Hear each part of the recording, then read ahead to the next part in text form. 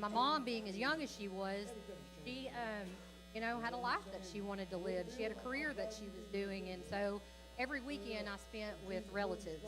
Whether on her side, my dad's side, but my relatives pretty much raised me. And one went to the Church of Christ, and one went to the Methodist Church. And so, growing up, I had all these questions. I'm like, they don't even baptize the same. Like, what's the difference here? Like, and nobody could give me the answer except the right way, not the right way. And so at a very young age, I got really misinformed about who God was because I was struggling with my relationship. So in the meantime of being shuffled back and forth to grandparents' houses and things, I have a history of substance abuse and alcohol abuse in my family. My great grandfather was shot and killed as a result of road rage because he was a bootlegger in Hickory Ridge, Arkansas, and had a tendency to run around with other people's wives on the weekend. That, cost him his life. My grandfather was shot and killed at the Green Door in Jacksonville as a result of his alcoholism by my step grandfather, and my step grandfather came to be a pedophile who, essayed me for many, many years. And when I got to the point of being 8 years old, I'd already developed all the um, mental issues as a result. I had trichotillomania. I'd pulled all my eyelashes and my eyebrows out. I had bald spots on my head from pulling hair out. I was that kid in school that had talks too much on the report card, that sat at the back of the classroom, turned around facing the wall, that the teachers didn't want anything to do with. Like, it was a mess. But I'll never forget the day that I came to my mom to know what was going on, because I didn't know that it was wrong. I just knew that it didn't feel right, and I needed somebody to know because I couldn't live with it, like, boiling up inside of me. What she said to me that day kind of marked our relationship the next 30 years of my life. But instead of saying, "Gosh, I'm so sorry it happened to you," gosh, he did that to me. So at a very young age, my mother, I knew that she was supposed to protect me, and I did not feel protected. I felt neglected and alone in my life. I escaped into books. That's when, like, my addiction started to manifest. As 8 years old, I would read and read and read because it would take me to a different world. But the problem was, when I came out of that world, I didn't know who I was. So, like, I would mimic all these characters in this book and try to learn how to socialize from reading those and things like that. And I was just a lost, like, person. I played sports. I played basketball, softball. I did very well at that. But by the time I got to junior high school, I just hanging out with the wrong crowd. Got kicked off the basketball team, skipping school, all the things. And then my high school year, age of 14, 18, I was out of every psychiatric hospital in the state of Arkansas. 30 days in the Pulaski.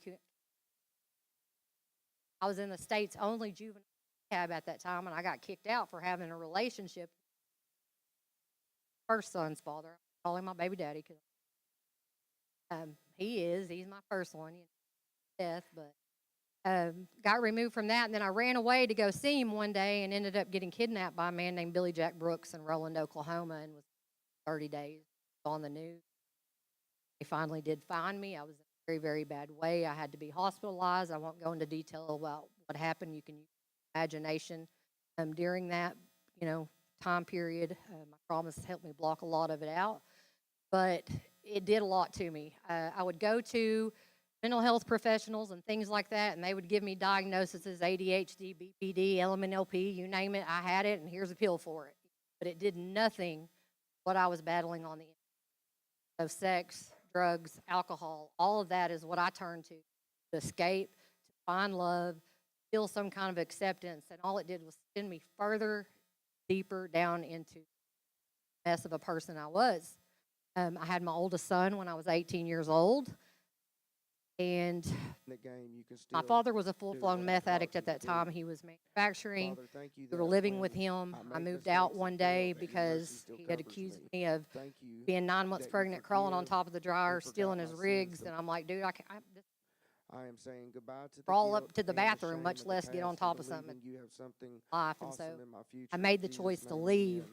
amen. And when my son was born, we were doing pump and jumps just to get by. He didn't have a job. He was still a mess.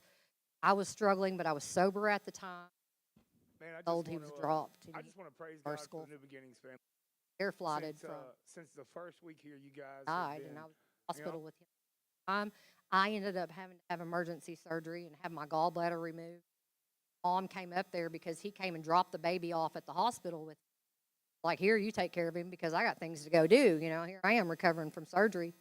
So I reached out to my mother, made the drive up there that day home.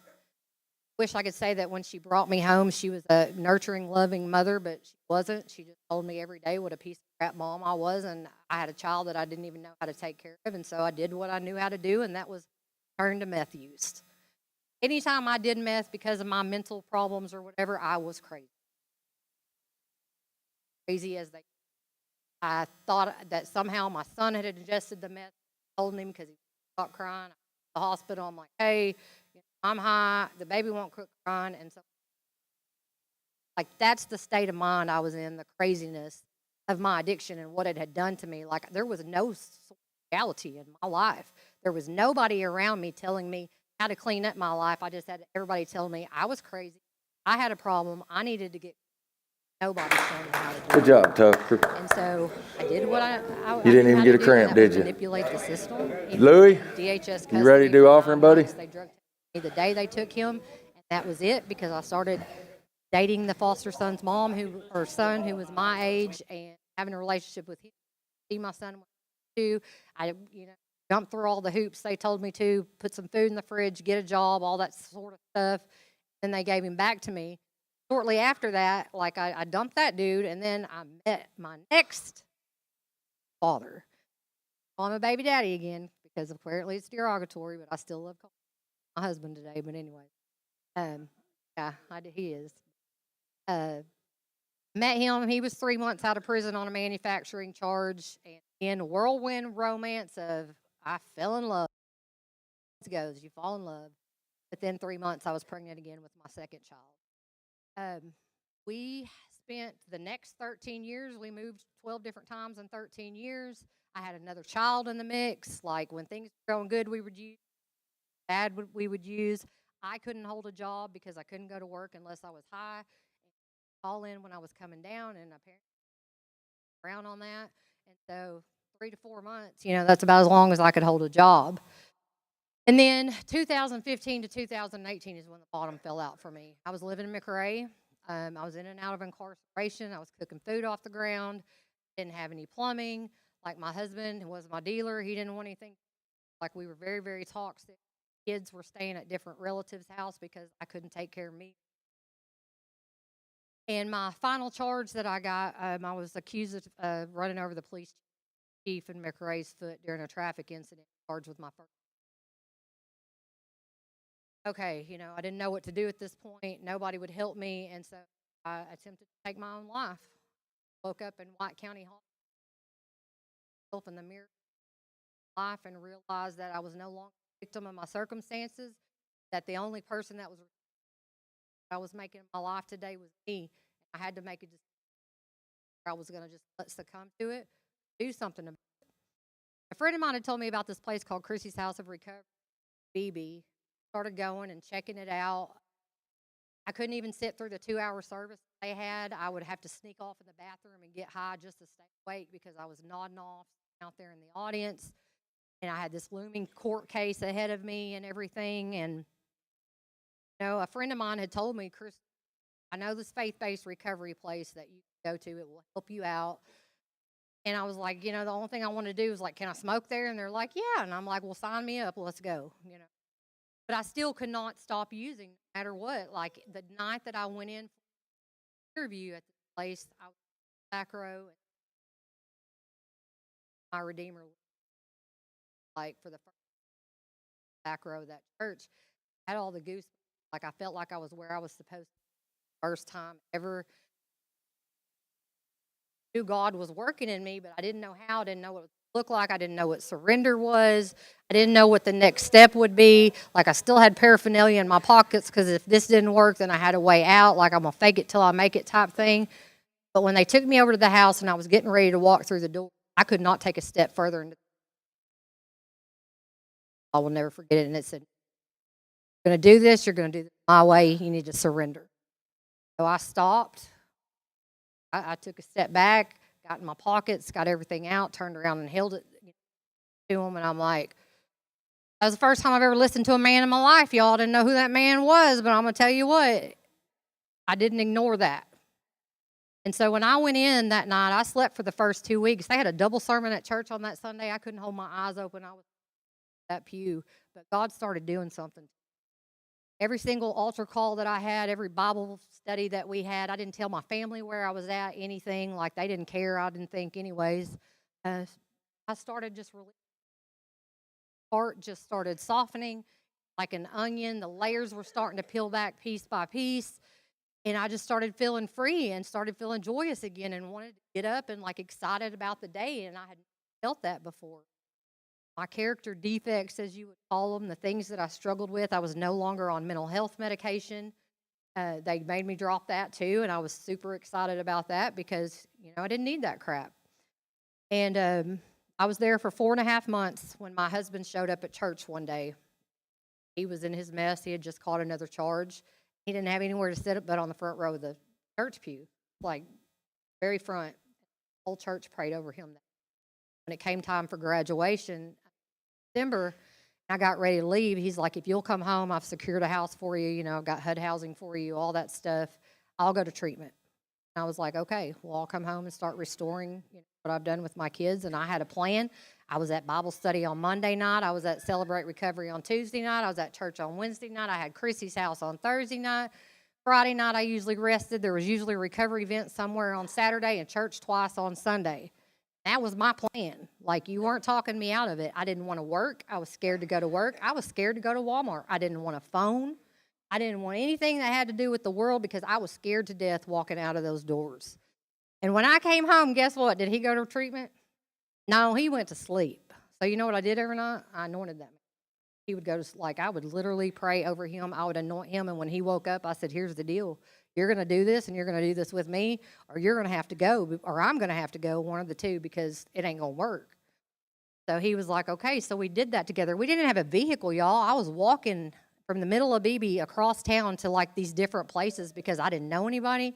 I didn't have a vehicle. My mom finally saw after 6 or 7 months that I was earnestly trying to do something and gave me this little car that I had to put oil in every 10 miles, but it got me where I needed to go, It did the trick as long as it needed to. And so doing that, I got to my first year in recovery and I got scared because that was my only goal, was I want to get 1 year clean and sober. I'd never achieved that before. And when I got to that place, I was scared because it was now what? I didn't have anything else to. And I'd seen on TV or Facebook about this peer recovery program. And at the time, I was, at Chrissy's house, scheduling speakers, doing all this. And we were having people come in off the streets that either didn't qualify for faith-based rehabs, didn't want anything to do with God, had severe mental problems, but they still needed help. And so I wanted the training and to be able to reach the people that, couldn't reach because they still needed help too, regardless. So I saw that the peer recovery thing, and you had to have 2 years in recovery to do that. And so that gave me my second goal to work towards. So what I did was apply everything I learned in that first year, continue on, doing that day to day through that second year. When I got to that point and I applied and I did the training, I didn't find a job right away. But my friend had called me and said, hey, there's a job position open at the Lonoke County Sheriff's Office. I was like, okay, bet, I'm going to apply for that. Sent in my application, and the next thing you know, I get a text message, and it was every single Facebook post I had ever made talking about the sheriff of Lonoke County. Yeah, it was bad. It was bad, And I was like, well, I guess I can go ahead and forget about that dream, I'll just keep going. But I did something I'd never done before, and I reached out to that sheriff, and I said, hey, I just want to apologize for that because what I did was blame you for my problems and couldn't take responsibility for them myself, so I had to blame you because there was nobody else to blame. Next thing you know, he called me to come in. We sat down, and we had a heart-to-heart. And he hired me at the end of that day to be one of the first 6 overdose responders in the state of Arkansas. And it was awesome. So what I would do is I was paired with a detective, and anytime there was an overdose call, I would offer support to the victims, to the families. She would try to track down where the drugs came from and prosecute whoever provided that person with something in life. And it was amazing, being able to have God use me in these experiences, or to go back in the jail when somebody comes in and sitting on the intake booth or bench and sit down and pray with them and tell them, I've been exactly where you're at before and you don't live this way anymore. That was different. That was something I never had in jail. When I look back at the times that I was in jail, I was a model inmate. Every time I came in, they were like, send her to the kitchen. She's been here 1,000 times. Send her onto the kitchen. She'll be fine. But when you're in jail and you don't have the resources and things you need, that's the best place to find people that are seeking God. And so I loved it. I loved being able to go back there and do groups with the girls. He came to us and said he wanted to start a PAC program. So Michael Springer and I sat down and developed that program overnight. Pretty much, not just us, God. God was in the middle of all of it. And so for 4.5 years, that's what I did. I worked at the Lonoke County Sheriff's Office, running the PAC program, got a social media following of up to 60,000 people, just doing the thing. But what happened was I was out here doing all this work for God, and I was working 50, 60 hours a week. And so God and my relationship with God was going on the back burner, because I had to work. I had bills coming in, all these things that I had to do, all these people needing me. And so I stopped spending time with God, and he spoke to me about 6 months ago, and he told me, he said, Crystal, I needed you in this time and in this space, but now I need you to walk away and put it all down and trust me again. And I battled with that. I'm like, hold on, I've done all this, hold up, can we just work, how you want to bargain and you want to do these things with God. But I didn't, just like I did before when he said surrender immediately. That Monday morning, I put in my resignation letter and I walked away. And for the last 6 months, my grandma ended up becoming very, very sick. And so I was able to spend all that time with her, and she passed away 2 months ago. But I was with her up until the moment that she died, and I got to take care of her through that. I'm volunteer. Everything that I do now, he has sustained me up until this point. I've had opportunities come in for, to pay my bills that I would never have guessed before, more than I was making when I was working there for, minimum wage, doing what I was doing. And so now I work for the National Peer Recovery Alliance. I get to travel a lot. And it's free. Again, not paid, but my traveling is paid. I'll be in New York City the second week of June. I'll be at Florida at the end of the month this month. I get to go and I get to share with people and tell my story and give God glory about the things that he's done in my life, and tell people that, think that you want everything and you want to be at the top, but it's not what it seems. You know what I'm saying? I thought I had made it. And then I realized that the best place that God could use me is down here. I'm a PRN tech at Natural State Recovery, which means I go in there. I get people to and from groups. I get to sit down and feed into them. I'm a peer recovery supervisor now, so I take care of other peers in the state of Arkansas. I provide them with what they need to be the best peer that they can be. And so that's where I find my fulfillment today, my relationship with God. He has sustained me I get to spend time as I want with him before I start my day, because I don't have to be anywhere at a certain time. I can sit in bed and cuddle my dogs and, all the things, and it's amazing. But what I really want to talk to you all about is relationships, because everything was going good with my husband, right, 2 years in. But what happened is he decided that he was going to get his medical marijuana card because he's disabled. And for me, that's bad, because in any that's a temptation that's around my house that I can't deal with, because I know me. I got to stay away from the people that are using, the places that they're using, and the things that they're using with, or else I'm going to be right back with them, because my flesh is weak. I don't know about y'all, but I got a weak flesh. Temptation cannot be in front of me, and it shouldn't be in front of me, and it shouldn't be in front of any of you either. I had to tell him and put a hard boundary in place that I love you. We've been together 24 years. Your story is your story, but my priorities are God, me, and then our relationship, and your priorities have got to be the same, and you're going to have to figure out that on your time, and I'm going to have to be over here doing what I know to do, and I love you, and when you're ready to come back and we can revisit that, we'll do it, because I'm not divorcing you, and I'm not going out seeking another relationship or anything like that. I'm focused on me and Jesus. And so, yeah, I did that, and that was hard. 24 years with an individual is hard. Getting into recovery with an individual sober the first 2 years, and you were doing all these amazing things together, then they turn around and want to go back to that for whatever reasoning they had for it, still takes you away from the intimacy of that relationship. You have a substance, but that person is a person on a person is not who you knew. So it's hard, guys, and I will challenge any of you out there. If you're doing this thing for anybody but yourself, you're doing it for the wrong reasons, and it's not going to work out. If you have a relationship that you have in the back of your mind right now, or you're wanting to enter into a relationship anytime soon, you got to be careful with that, because right now you're figuring out who you are as an individual. And that is going to be an ever-growing story. I'm not who I was 7.5 years ago. I've lost 85 pounds. I've done a lot of work on myself. Got to be super careful with these relationships, and even with your children. I have a 25, a 23, and two of them, they smoke marijuana, they drink a little bit, they work a job, all that type of stuff. But again, loving them from a distance. My father, still active addiction. He sold his house, the house that I grew up in. He had to sell it as a investment property to somebody because it's a trap house, is what it is. And he got $20,000 in his pocket today, and he's supposed to go into HUD housing. But you know what?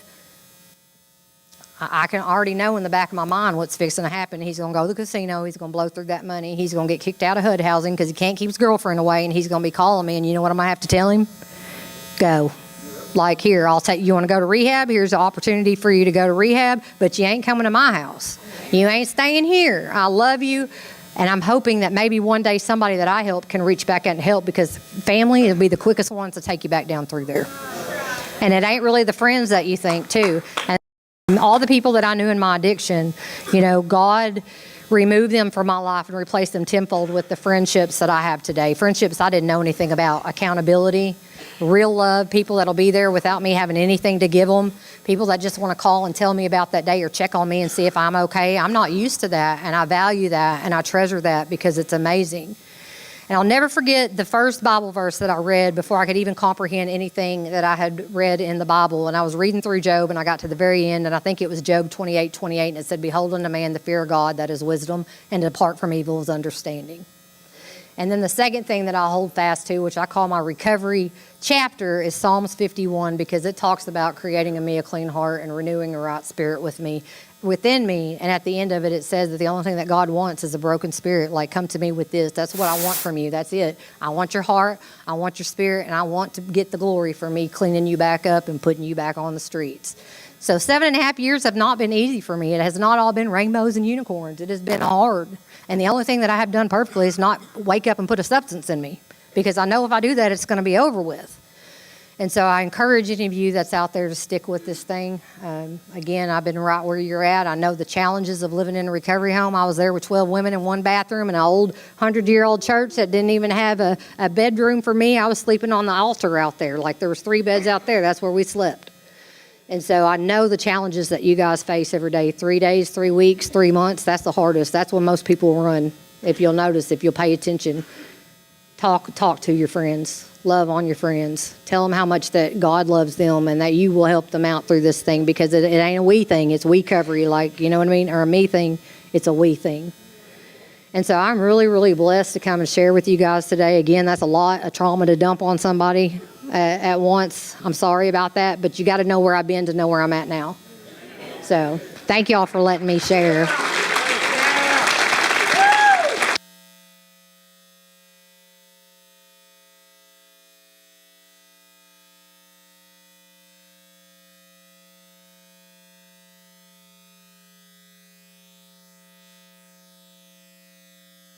Where's Dennis?